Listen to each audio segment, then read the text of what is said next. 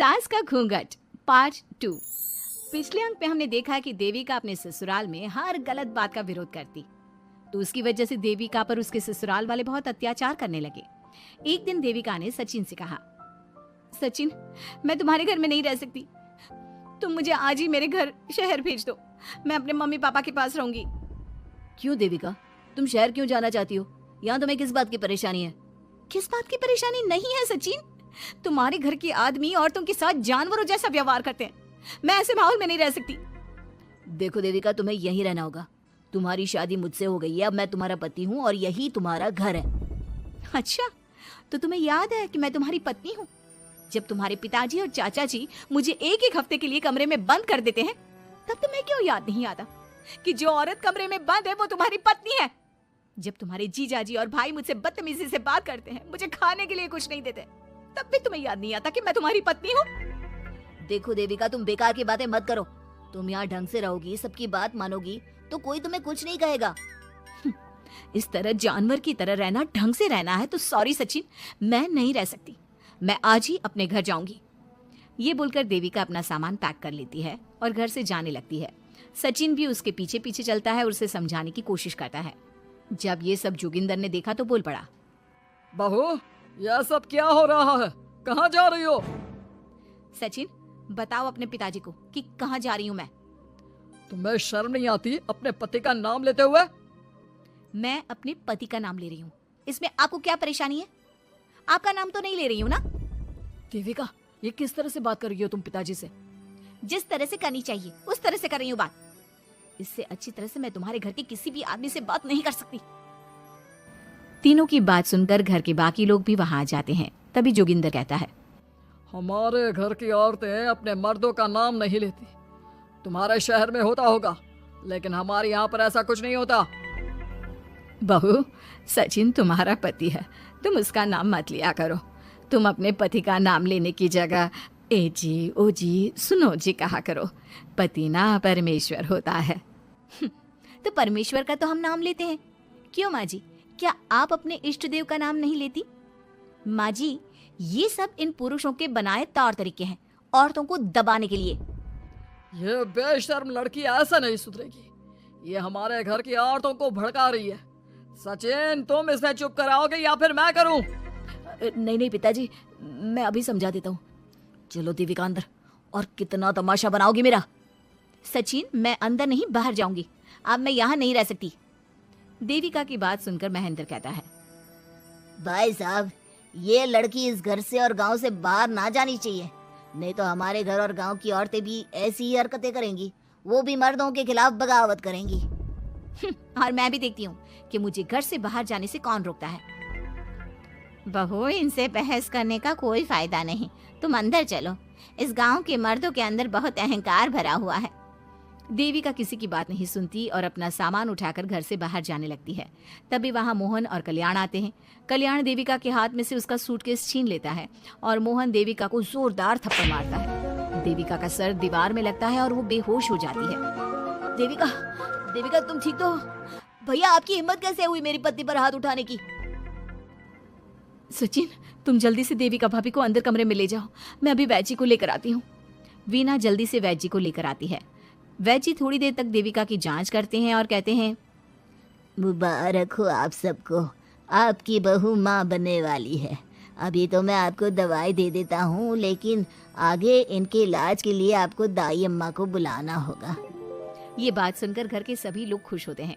देविका को जब होश आता है, उसे ये बात पता चलती है तो वो बहुत खुश होती है। वो सबसे कहती है, मैं अपने बच्चे को यहाँ नहीं रख सकती।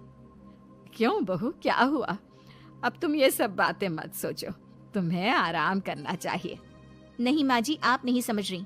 अगर मेरा बेटा हुआ तो इस घर के मर्दों की तरह अहंकारी और औरतों पर जुल्म करने वाला बनेगा, और अगर मेरी बेटी हुई तो वो जानवरों की तरह जुल्म सहने वाली बनेगी, और दोनों ही अनपढ़ रहेंगी। देविका की बात सुनकर घर की सभी औरतों को पहली बार एहसास हुआ कि वो किस अंधकार वाले समाज में जी रही हैं। लेकिन फिर भी घर की सारी औरतें उसे ही समझाती हैं। बहू देखो, तुम्हारी बात सही है, लेकिन तुम इस हालत में सफर नहीं कर सकती। हाँ बहू, तुम यहीं रहो, अपना और अपने बच्चे का ख्याल रखो। देखो ना देविका भाभी, हमें बिल्कुल भी पढ़ना लिखना नहीं आता, अपना नाम भी नहीं लिख पाते, तो आप मुझे थोड़ा पढ़ा दीजिए ना। देविका, तुम्हारी बातें सुनकर पहली बार हमें एहसास हुआ है कि कैसे माहौल में हम जी रहे हैं। तुमने हमारे अंदर उम्मीद की नई रोशनी पैदा की है। यहाँ से मत जाओ तुम। देविका ने घर की औरतों की बात सुनी तो उसका दिल पसीज गया। उसने गांव में ही रहने का फैसला लिया। वो अपने घर की औरतों को रोज पढ़ाती, उन्हें अपने अधिकारों के बारे में, देश के बारे में बताती। इसी तरह कई दिन बीत गए और एक दिन सुजाता ने सचिन से कहा, सचिन, देविका की तबीयत ठीक नहीं, तुम जल्दी जाकर दाई अम्मा को बुला लाओ ना। भाभी, दाई अम्मा क्या कर लेंगे? अब किसी डॉक्टर को बुला लो, मेरी तबीयत ठीक नहीं है। देविका, गांव के लोग डॉक्टर पर भरोसा नहीं करते। दाई अम्मा बरसों से ये काम कर रही है, वो तुम्हें ठीक कर देगी। सचिन, तुम्हारे घर वाले अनपढ़ हैं, तुम तो पढ़े लिखे हो ना, देख नहीं रहे मेरी हालत क्या हो रही है। तभी तो बोल रहा हूँ, समय बर्बाद मत करो, मैं अभी आता हूँ।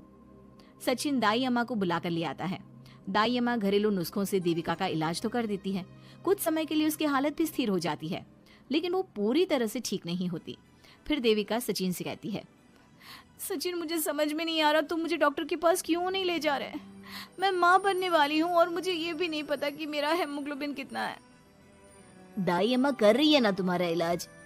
लेकिन दाई अम्मा को कुछ समझ में ही नहीं आ रहा कि मेरे साथ क्या हो रहा है। अगर देखो तुम मुझे नहीं लेकर गए ना तो मैं खुद ही चली जाऊंगी। अगले दिन देविका की तबीयत दोबारा बिगड़ जाती है और दाई अम्मा के किसी भी नुस्खे से वो ठीक नहीं हो रही थी। देविका ने सारी हिम्मत जुटाई और वो अकेले ही डॉक्टर के पास जाने लगी। उसे देखकर मोहन कहता है, बहू, इस हालत में कहाँ जा रही हो? आप लोगों के भरोसे रही ना तो आप लोग मुझे मार ही डालोगे। डॉक्टर के पास जा रही हूँ मैं। बहू, तेरा दिमाग तो ठिकाने पर है। हमारे घर की औरतें मर्दों से इलाज नहीं कराती। हे भगवान, इन जाहिल लोगों को मैं कैसे समझाऊं? डॉक्टर औरतें भी होती हैं। बहू, तो हमें पागल मत बना, हमने तो कभी कोई महिला डॉक्टर नहीं देखे। तू झूठ बोलकर निकलना चाहती है ना?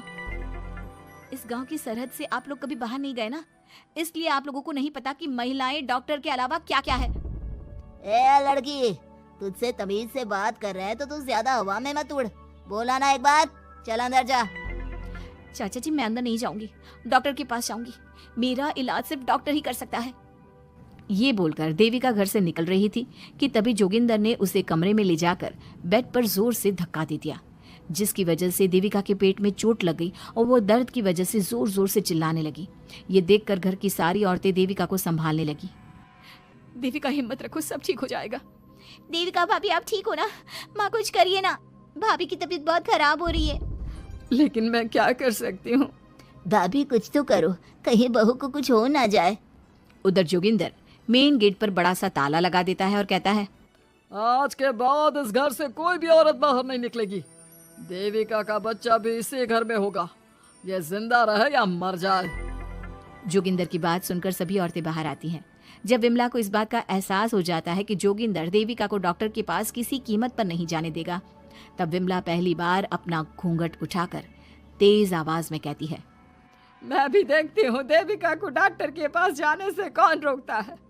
आज देविका डॉक्टर के पास जाकर रहेगी। देविका की सास का घूंघट आखिरकार उतर ही गया। घर के आदमियों ने पहली बार विमला का ये रूप देखा था और उसकी तेज आवाज पहली बार सुनी थी। क्या विमला अपनी बहू की जान बचा पाएगी या जोगिंदर अपनी पत्नी की आवाज भी दबा देगा? ये जानने के लिए हमारे अगले एपिसोड का इंतजार कीजिए और हमें कमेंट में ये भी बताइए कि घर की औरतों को आगे क्या कदम उठाना चाहिए।